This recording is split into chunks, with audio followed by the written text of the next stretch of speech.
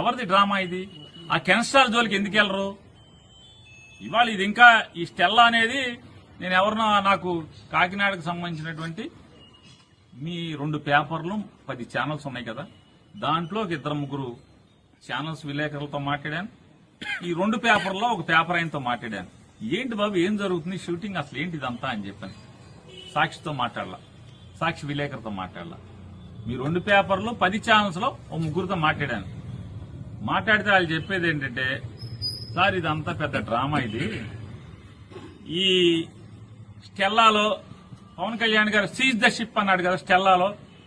ఆ స్టెల్లాలో దగ్గర 36 మంది ఎక్స్పోర్టర్స్ కలిసి 35,000 టన్నులు ఎక్స్పోర్ట్ చేయడానికి దాన్ని తెచ్చుకున్నారు. 36 మంది ఎక్స్పోర్టర్స్ 35,000 టన్నుల్ని ఎక్స్పోర్ట్ చేయడానికి తెచ్చుకున్నారు. మనిషికి 1000 టన్నులు రమారమ్మి 1000, 1500, 500 టన్నులు ఒక్కొక్కడికి ఒక మాక్సిమం 400-500 టన్నుల నుంచి ఉన్నారు ఒక్కొక్కళ్ళు. ఇప్పటికి ఒక 3,000 టన్నులు లోడ్ అయింది, ఇంకా 32,000 టన్నులు లోడ్ చేయాలి. కానీ కెన్స్టార్ అని ఉంది. అసలు సినిమా అక్కడ ఒకే వ్యక్తి, ఒకే ఎక్స్పోర్టర్ 42,000 టన్నులు బియ్యాన్ని ఎక్స్పోర్ట్ చేస్తున్నాడు. ఈ 2 అక్కడ లంగరేసి ఉన్నాయి, 2 లోడ్ అవుతున్నాయి. ఆ కెన్స్టార్ కి మాత్రం వెళ్ళరు. ఈయన కెన్స్టార్ కి ఎందుకు వెళ్ళరంటే, ఆయన సీను అని చెప్పని సాక్షాత్తు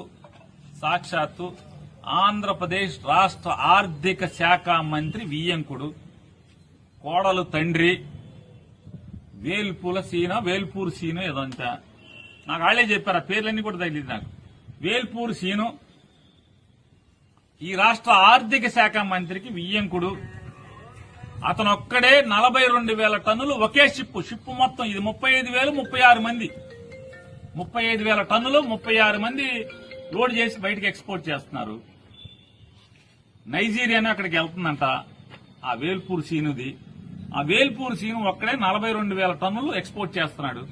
దాంట్లో ఉండవా? దాంట్లో లేవా అంటున్నా? దాంట్లో దొంగ బియ్యం లేవా?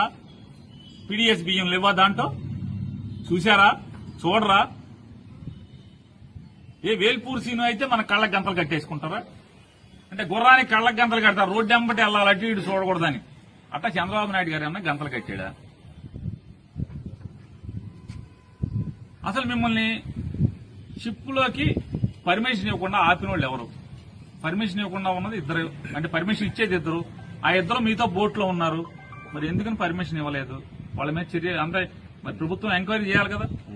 ఈ రాష్ట్రానికి ఉప ముఖ్యమంత్రి తర్వాత ముఖ్యమంత్రి రానుని పర్మిషన్ ఇవ్వకుండా జిల్లా కలెక్టర్నేమో పర్మిషన్ ఇచ్చి పంపిస్తారా? ఈయన్నేమో పర్మిషన్ ఇవ్వకుండా ఆపేస్తారా? అంటే కరేపాకులాగా వాడుకుని ఎలక్షన్లు వాడుకుని వదిలేస్తారా?